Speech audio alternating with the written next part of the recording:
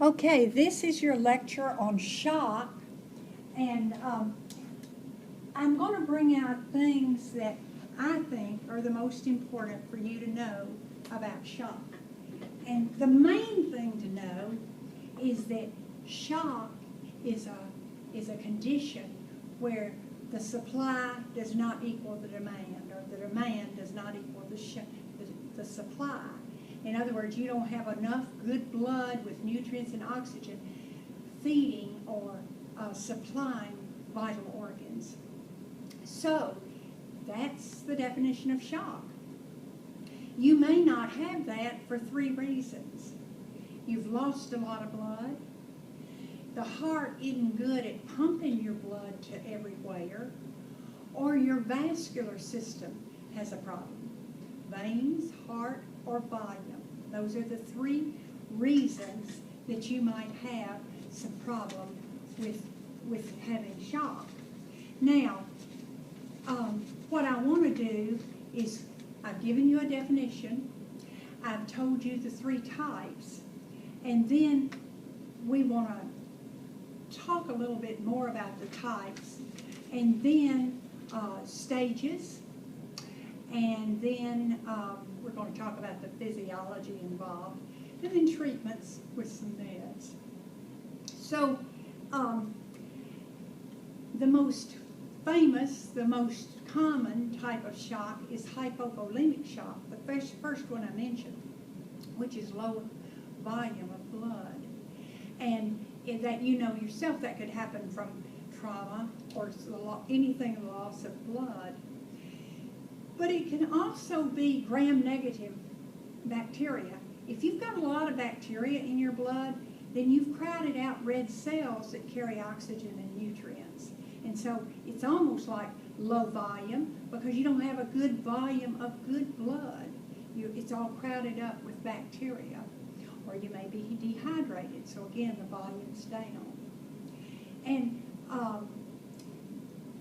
so hypovolemic, the volume of blood, is the most popular, most common shock.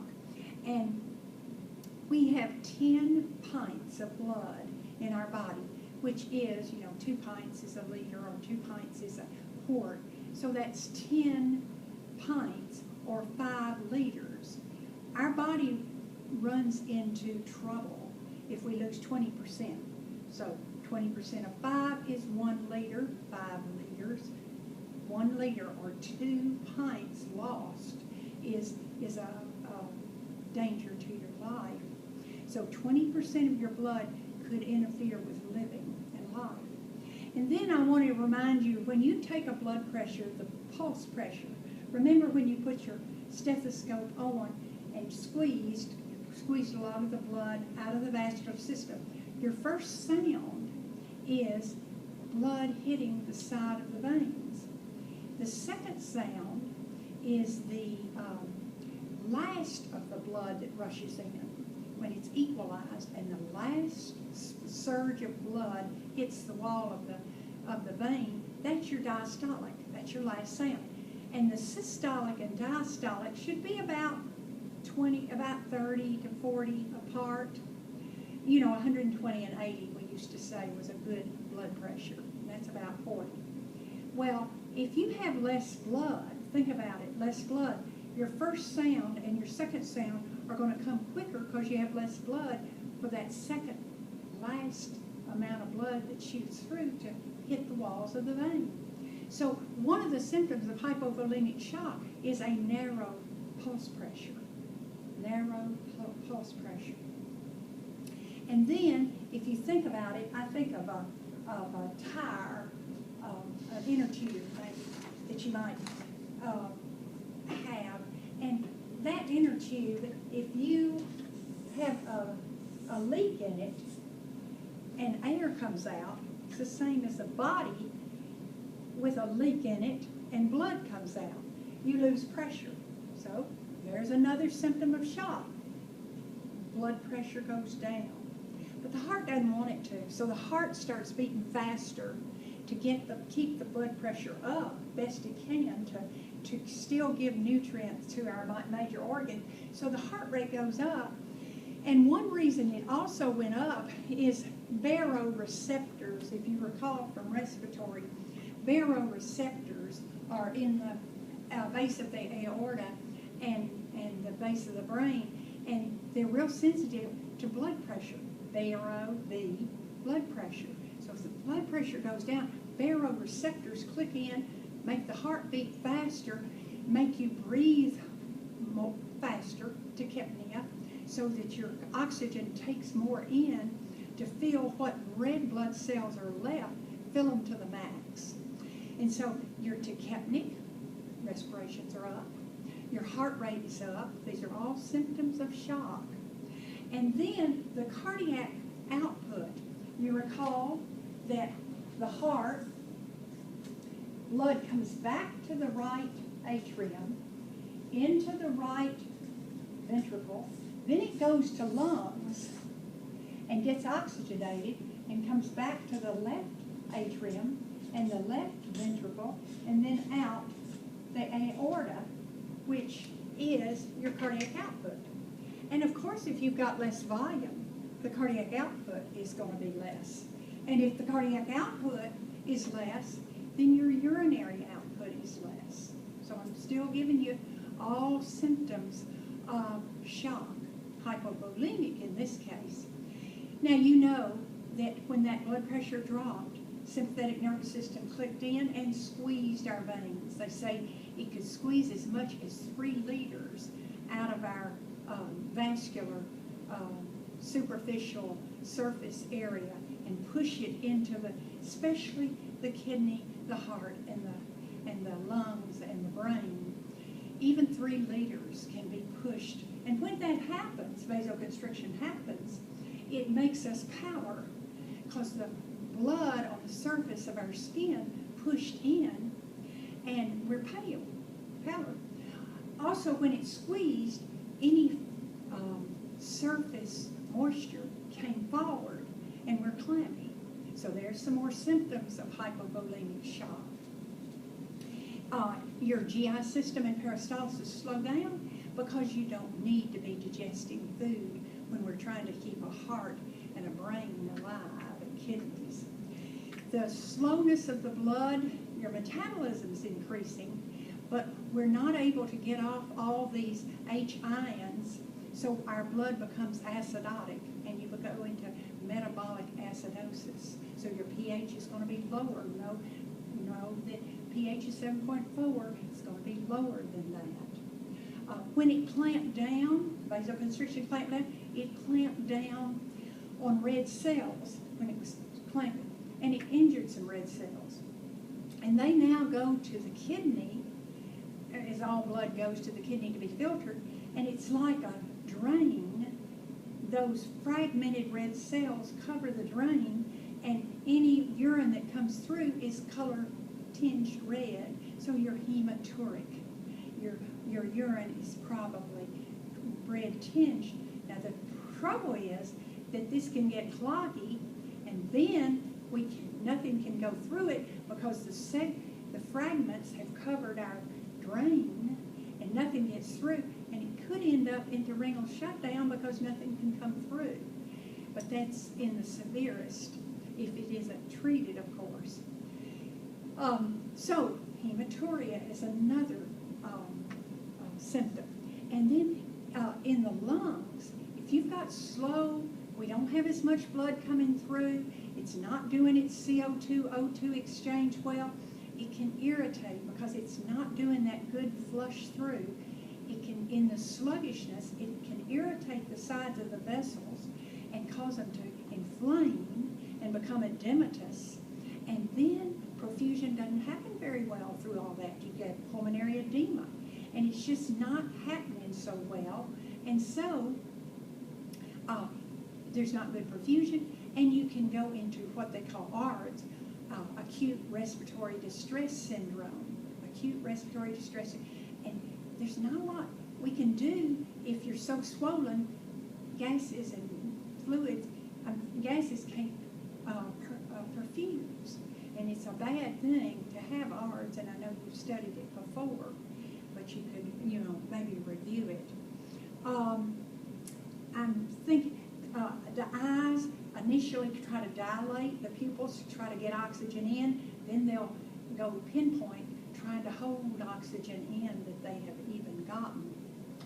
And I'm thinking that may be the main thing. LOC is the last thing to go. You'd think the brain, but see, all this shunning is making the brain still have oxygen. So usually LOC is you're almost through shock when you start having some mental issues. But initially, you really keep your level of consciousness during shock. So I'm just trying to see if we've covered everything that I want to on the symptoms of hypovolemic. So the causes are trauma. They're gram-negative bacteria, dehydration, nausea, vomiting, and diuretics, anything that makes the volume of blood less. And you treat it with blood, IV fluids, auto-infusion, and we'll talk about that when we do blood administration. I'll talk about that. The second kind of shock is cardiogenic, and the heart is the problem. Genesis starts with the heart. The heart just can't pump. Your symptoms are just like hypovolemia because, if you think about it, I can't get blood to every organ because the pump won't get it there. So it's almost like hypovolemia because I can't get the blood there. So it's kind of a low supply and demand because my pump is no good. You've got, all our symptoms are the same.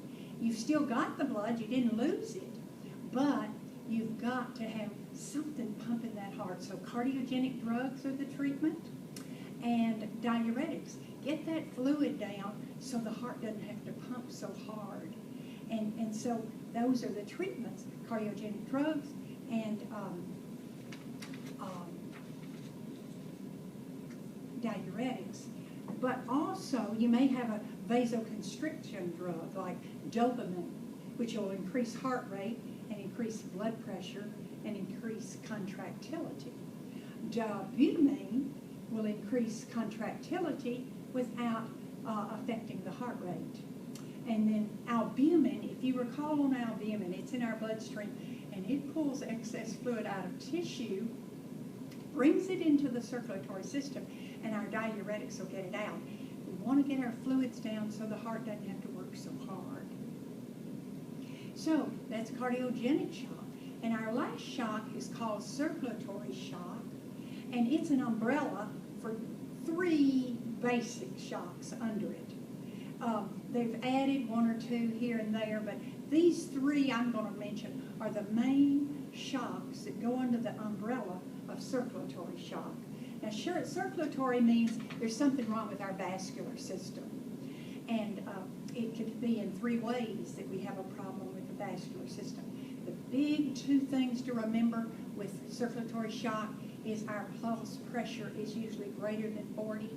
Remember, our pulse pressure was narrow when we lost blood. We didn't have as much blood to make the sound against the vein for the first beat and the last sound, systolic, diastolic. Well, if you've got more blood in your vascular system, which is what circulatory is about, if you've got more blood, then that first sound happens, sure, when you do your blood pressure. The second sound is going to be a long time because you got so much blood. That last surge of blood comes later. And so the pulse pressure is wide in circulatory shocks. The second thing to remember about circulatory is that you're flushed because you're full of blood in your veins. The vasoconstriction didn't happen because you're so loaded with blood, you're still kind of flushed. So that's a little different. Those 2 things are different than the other 2 shocks. And the types that come under this category are neurogenic, if you'll think neuro, nerves, starting with the nerves, Genesis. And it's an interference with the sympathetic nervous system. There could be brain injury, spinal cord injury. There's been an injury to that brain and nerve passageway. Christopher Reeve, Superman, when he fell off the horse, he injured his spinal cord and went into neurogenic shock. treatment for that is keep them alive, palliative. You treat them to keep them alive. Of course, breathing is the issue in most cases. Anaphylactic shock is when it's kind of a freak thing, either pollen or a medicine or poison ivy or something. All of a sudden, the body thinks that contact's going to kill you, pours histamine, and takes over your body. And it's anaphylaxis shock. The treatment is 1 to 1,000 epinephrine for adults, 0.5 milliliters, for children 0.3 milliliters of the 1 to 1,000 epinephrines. And you give that. Nobody knows why it all of a sudden happens, but you treat it with epinephrine. The last shock under circulatory is septic shock. And septic shock is bacteria. It's too much bacteria in the blood so that red cells carrying nutrients and oxygen can't feed tissue. So it's still a shock because the demand and the supply are so disproportionate. And so you've got a lot of bacteria or viruses and you're septic.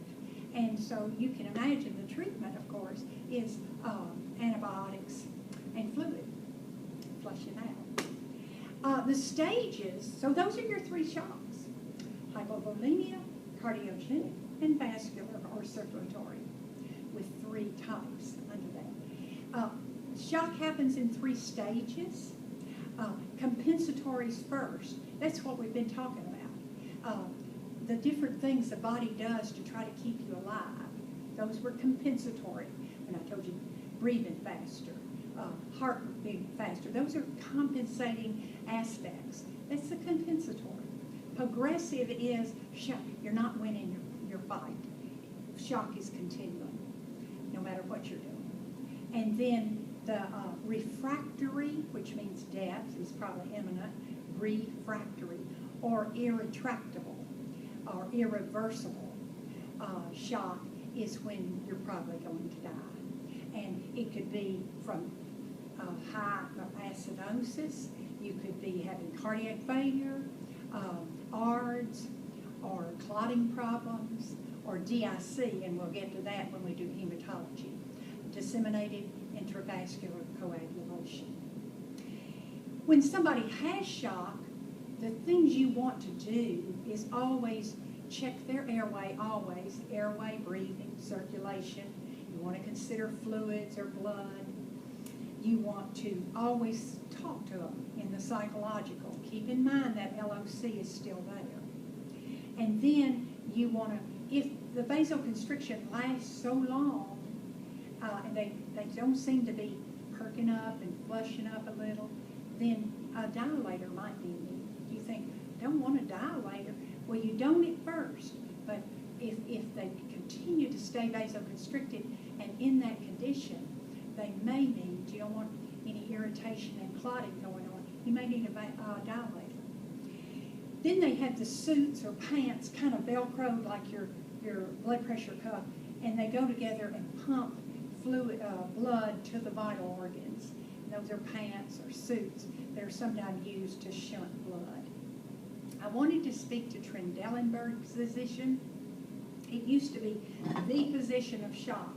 You put people in with their feet high, their head low. And the idea was to let blood go to the lungs, where we need it to keep alive, and the brain and the heart.